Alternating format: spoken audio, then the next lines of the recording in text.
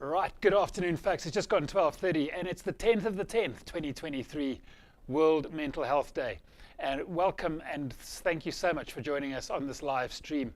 For the next 30 minutes, I'm going to just be unpacking some of those mental health concepts or mental concepts that I use on expeditions, adventures, and in life in general, in the work that I do with individuals, sports teams, etc. And quite honestly, it's going to be around how do we manage our thought processes. There's no denying that in the world right now, wherever we are, we're under a huge amount of pressure, anxiety, and stress. And whilst mental health has been at the forefront of all the conversations for the last 3 years, it still doesn't really take root. When we look at the kind of programs that we see in the marketplace around mental health, there is such diversity in that, and that no one really always understands what exactly that is defining, what it means, and what the outcomes are that you would want in terms of considering programs for mental health. Ultimately, though, we can't deny the fact that mental health begins at home, so to speak, or with you. And in the next 30 minutes, we're going to talk about some of those mind management concepts and why mind management and managing your thought processes is such an integral part of managing your mental health. Sure, there are elements like self-care and activity, movement, exercise, but that certainly isn't the be-all and the end-all. So you can see that photograph on the screen that we've used, and you can tell by that I am having the time of my life. It's probably one of the highest selfies you could take in the world. It's just below the summit of the second highest of the 7 summits, called Aconcagua. And as I say, you can see I'm having the time of my life. In case you're wondering, if you look carefully at my nose, that is frozen snot. At the end of the day, mountains, and these are not nice places. And when you get to this point on Aconcagua, you've been on the mountain for about 16 days, and you're pretty hutful. But what is it in our mental makeup that allows us to voluntarily choose hardship over comfort? And once we're there, how do we deal with this concept of having no escape route? Many years ago, in the early 1990s, I was involved with what was then called the National Adventure Training Center. And just outside Oturin, the center had its own set of caves, or part of the Kango cave system. And we used to guide these 6 or 8 hour crawls through the caves as part of the programs for the students that we offered there. And there was one particular area in this journey through the caves where you get into a passage that is tall enough or high enough for you to walk upright. The walls either side of you were probably just 30, 40 centimeters broader than shoulder width. And at some point walking through there, when you've been in darkness in this cave and dust for probably about 6 hours already, I used to look around and think that, imagine there was just a little door on the side that I can open it, and like a ride at Disney World, there's the escape route that is the quick way out. But there isn't. And one of the key elements of adventure, of the world we're facing ourselves in right now in terms of our mental health, is that there is no escape route. No one is coming to save you. You need to be doing this for yourself. And so understanding how our thought process affect our mindset and our behavior is the first step in managing our mental health. And so the foundation of understanding our mind management is to know that what we consistently see, hear, and smell is what shapes our experience. And our experiences, in turn, tend to influence our thought processes, if we allow them. So if you think about those 5 senses that we have, touch, smell, taste, hearing, and, I've just forgotten the second one, see. Smell is probably the most powerful. And the reason smell is so powerful is that we can't choose what we smell. It's a completely chemical, and our olfactory system doesn't distinguish what we smell, which is why if you're sitting on an aeroplane with the guy who's had a really good curry last night, you know about it. Similarly, when you drive past KFC, you also know about it. And that influences our behavior. Now, the way we experience the world around us through our senses is that everything that we see, hear, touch, smell, and taste goes into what we call our conscious mind, even if that is only for a split second. It goes through our conscious mind, and then it gets filed in our subconscious. The problem with our subconscious mind is that it is a very inefficient and ineffective filing system. You know, if you have a filing system these days, it's on computers and laptops, guaranteed it's alphabetically arranged, you have got folders for everything, and you put the stuff in the right places. In the old days, we used to have these big filing cabinets in the office. So if I ask anybody, you know, if I ask someone who worked for me or someone in an office to find me a particular file, they would get up, they could go to the alphabetically labeled drawer, get the file out. It takes them a minute or two. Now imagine someone comes into your office or into your computer filing system and overnight, and what they do is they take all those files and empty them onto a big pile in the middle of the floor. You come into the office the next morning, you're confronted by this huge pile of documents, and I come and ask you to get me a particular file. What are you going to do? You're going to tell me to come back next week. It certainly isn't going to happen like that. And that is probably a better description of how our subconscious files our experiences and our memories. We've all had that experience where you bump into someone and they know exactly who you are, they call you by name, you see them in a shopping mall, and while they're telling them, you know, who you are, you have no idea who they are.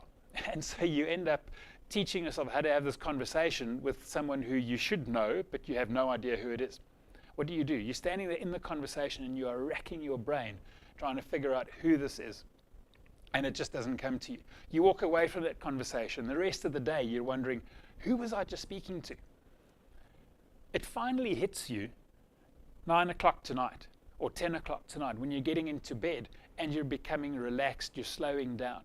And that is because of this interaction between our mind and our brain. So if we look anatomically, our brain is this organ that sits between our ears. You know, we can do an autopsy, we can take someone's brain out and say, this is it. But you can't do that with our mind, though. Our mind isn't an organ, it's our connection to the world around us. It's our connection to the universe. And so in the next 20 minutes, I want to share with you 6 principles that we can use to manage our thought processes, that manage our mind, that in turn delivers a mindset to our brain, which ultimately influences our actions. You might want to take notes, feel free. We will, of course, be putting this clip on our YouTube channel as well for you to come back to later on. And that would be 1 or 2 exercises. So the first mind management principle is this concept that I've just alluded to, which is saying that our subconscious mind never sleeps. Right? This is why we dream. This is why we have all those brilliant ideas just before we fall asleep. And then we think, you know, we'll write it down tomorrow morning. But that never happens because when we wake up, we've forgotten it. And it has to do with this connection between our mind and our brain. You see, when we're alert, when we're awake, as all of us are now, hopefully I haven't put you to sleep yet, but as we are alert and awake right now, our brain is operating at a particular level of functioning, normally between 7 and 8 hertz, 6 to 8 hertz. When we become stressed, as you are when something bad happens, when something unexpected happens, when you bump into someone in the mall who knows who you are and you've got no idea who they are, our level of brain functioning shoots up. It increases up to about above 12 hertz. That is a very unresourceful place for us to be in, because that is where anxiety, stress, and panic lives. So we go into this fight or fight syndrome, and what starts out as a bad event just becomes incrementally worse. Conversely, though, we're at our most resourceful when our brain functioning slows down to what we call theta state. So theta state is between 4 and 7 hertz. And that is also the place you go to literally just before you fall asleep, because deep sleep sits below 4 hertz if we could measure our level of brain functioning. What this means is that for us to be resourceful, we need to be relaxed.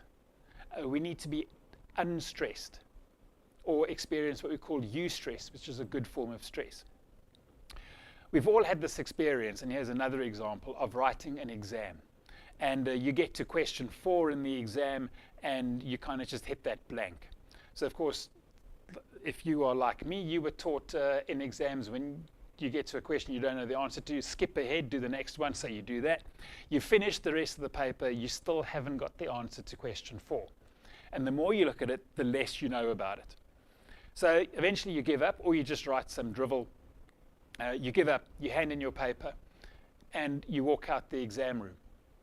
And then what happens? Within seconds of walking out of the exam room, you think of question 4 again, the answer becomes crystal clear, and you go, damn, why did I think of it 5 minutes ago?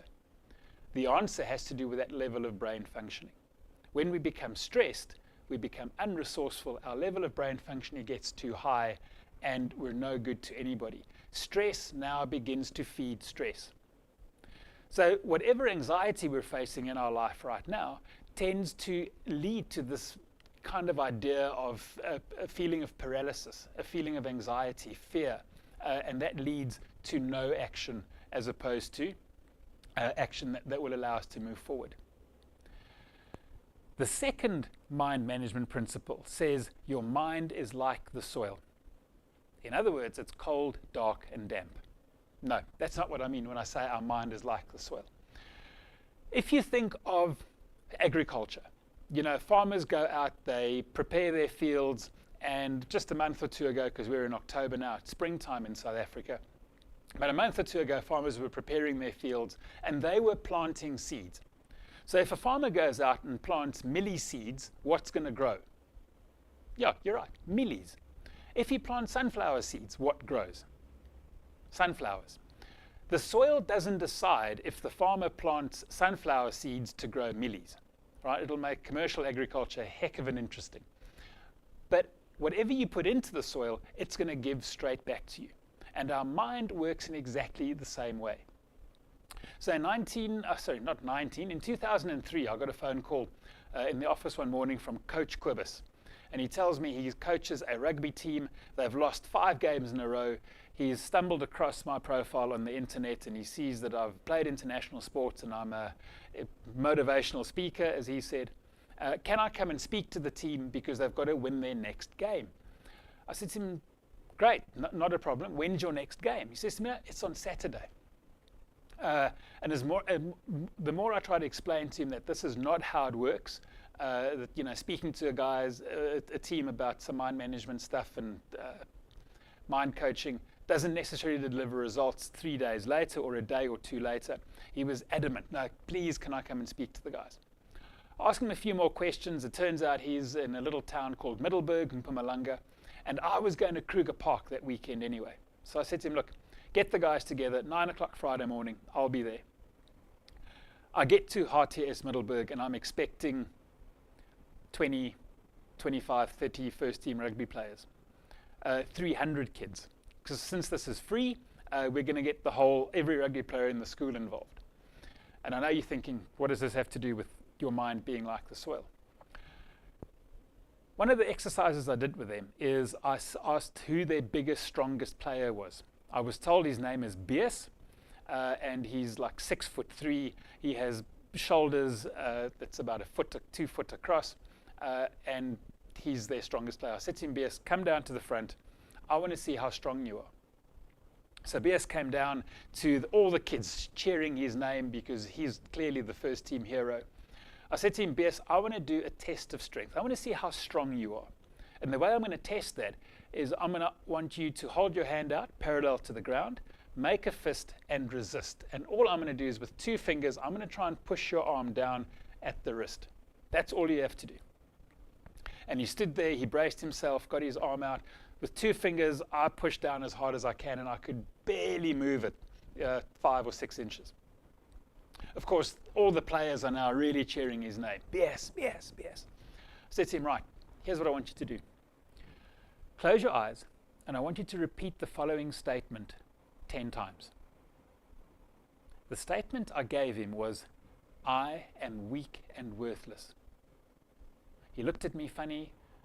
I translated it into Afrikaans, Ek is swak en nutteloos, and there he was. Closed his eyes and he started repeating it. I was counting. By number 5, his shoulders began to droop. 7 or 8, he was swaying on his feet like he was about to fall over. We got to 10. I said to him, pick up your arm. And he could barely lift his arm. I put my fingers on his wrist and I pushed it down all the way repeatedly. 300 kids on the pavilion are speechless. I then said to him, okay, I want you to close your eyes again. And I want you to think of a time in your life when you have been incredibly successful. Don't tell me what it is, because often I don't want to know. But think of a time in your life you've been really successful, and tell me when you think of that incident. He spent a few seconds. He said to me, no, he's got something. I said to him, right, close your eyes. Where was it? When was it? Who was there with you? What was the weather like? What were you wearing? What were people saying to you? I just got him to pick as much granular detail from that experience as possible through those prompts. And after 10, 15 seconds of doing that, I said to him, right, pick up your arm and resist. And he picked up his arm, and I couldn't push his arm down 3 inches. In under a minute, I'd taken Bess from his normal state to being completely weak and worthless to being incredibly strong. In other words, incredibly resourceful. And what was the only thing that changed that allowed me to do that? It was the way I manipulated his thought process. What you put into your mind, your body is going to give straight back to you. And so my challenge to you is, what are you putting in there every day? Are we listening to the news on the radio? Are we reading billboards, newspaper headlines on lampposts? If you are, stop that stuff right now. Don't listen to the news. In fact, what happens in the news in the world has no bearing on your life right now. Absolutely nothing. And yet we live in this generation where everyone is so concerned with the exchange rate and violence in the Ukraine and Israel and politics and Julius Malema and the EFF and who knows. None of that has any effect on your life right now. It has a major effect on your mindset though, because when you start focusing on all the negative stuff, that is what your body is going to give straight back to you. Whatever you tell yourself, that is what you will become. Which leads me to mind management principle number 3, which says your mind can only hold one thought at a time. And I know all the women are disagreeing with me because women can multitask. Well, they think they can. Men, we think we can multitask as well. How many people do we see driving down the road, rush hour, on the phone, texting, WhatsApping, even just having hands-free car kit conversations? When we try and multitask, when we kid ourselves that we're multitasking, all we're actually doing is we're fragmenting our focus between the different tasks. And we've all had that incident where we're driving home, we're on a phone call, and by the time we get home, we can't recall driving past a particular landmark that we always drive past. It's because when you drove past it, your focus was on the conversation and not on your environment. But you're probably not believing me yet, so I want you to do a quick exercise. If you have a pen and a piece of paper nearby, get hold of that. Otherwise, just do it with your index finger in the air. And I want you, the hand that you would normally write with, I want you to draw in the air or on a piece of paper a nice big number 6. Just exactly like that. Obviously, you're seeing it in reverse, but a nice big number 6. Easy, isn't it? I now want you to pick up the foot of the hand that you write with. So if you're right-handed, pick up your right foot. If you're left-handed, pick up your left foot.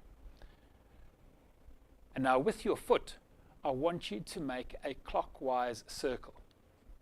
So just very easy, smoothly, with your foot, make a clockwise circle. Keep going, keep going, keep going, keep going, don't stop. And now without stopping that circle, I want you to draw a number 6. And what just happened? For those of us, we think we can multitask, but I can guarantee you now that as you started drawing that number 6, you got a bit of a brain fart, your foot had a serious wobble, stop turning, turn in the wrong direction, because your mind will move your body, because your mind can only hold one thought at a time. And your mind will move your body in the direction of your dominant thought, which is principle number 4, which we'll get to in a moment.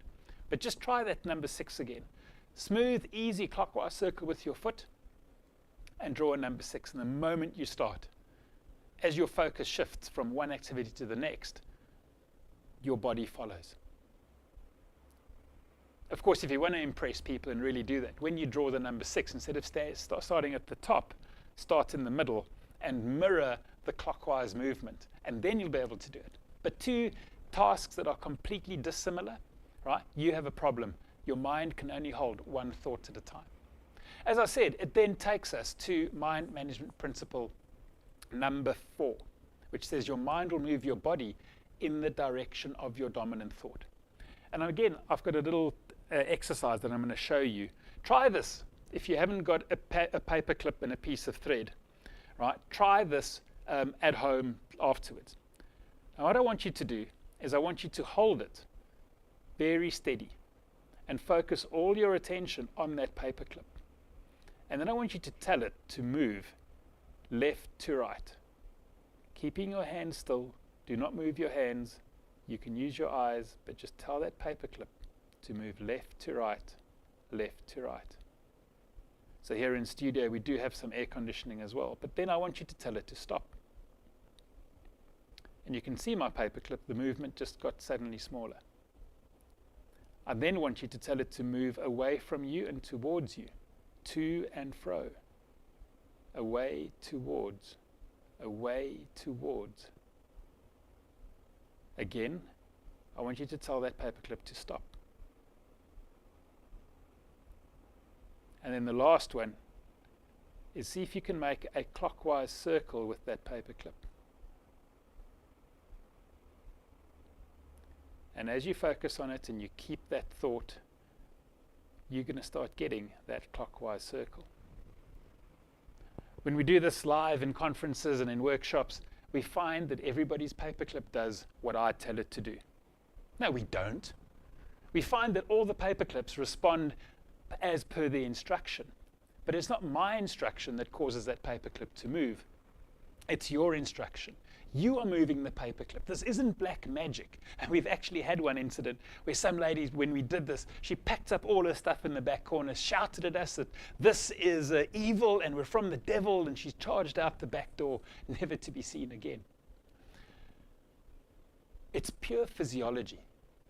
Every action begins with a thought. So when I think about that movement, my mind sends that instruction to my brain, which turns that into electrical impulse that sends that instruction to my muscles that follows it blindly. And so if I could put an electroencephalograph on the muscles to measure the electrical impulse, the action potential in those muscles, they will do exactly what you tell them to do. Your mind will move your body in the direction of your dominant thought.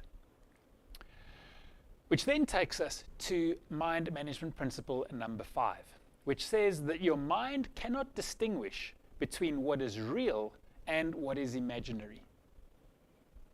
Go back for a second to the story I told you about BS, the relatively strong, then weak, then super strong rugby player. When I asked him to think of a time in his life when he'd been incredibly successful, I'd just taken him into a very unresourceful state. So how did I get him out of it? I got him to remind himself of the success he has achieved in the past. And because your mind cannot distinguish between what is real and what is imaginary, his body responded exactly as it did months ago, years ago, when that incident occurred. It secreted the same hormones, the same endorphins, the same emotions that he had experienced in the very first instance. And because your body doesn't know, your mind doesn't know the difference between what is real and what is imaginary, he responded in the same way. He became resourceful. He believed in himself again. And that's such a powerful thing to remember, because often we would wake up, often our real low times are late at night or first thing in the morning. When if we are experiencing a lot of anxiety in life, we wake up and we think, oh God, not another day. But when we start thinking about the successes that we've had in the past, and we recall those and we get some of the details out of that, suddenly that thought of, oh God, another day, turns into, thank God, another day. And when we start our morning in a resourceful state, the rest of the day could only get better. So, what is it that you constantly remind yourself of? We tend, when we are under pressure, under stressed, feeling anxious, we keep reminding ourselves of all the bad things that have happened in life, the things that we failed at. And because your mind can't distinguish between what is real and what is imaginary, when we keep revisiting in our mind our failures and our non-successes, what does that do to our body? Right? It makes us feel even more unresourceful. So, when we're feeling unresourceful, when we can feel we're hitting that slump, let's remind ourselves of the successes we've achieved in the past. Which then brings us to mind management principle number 6. And this is the one we're going to be closing off on. And it says, your mind cannot operate in negatives. It doesn't say your mind can't be negative.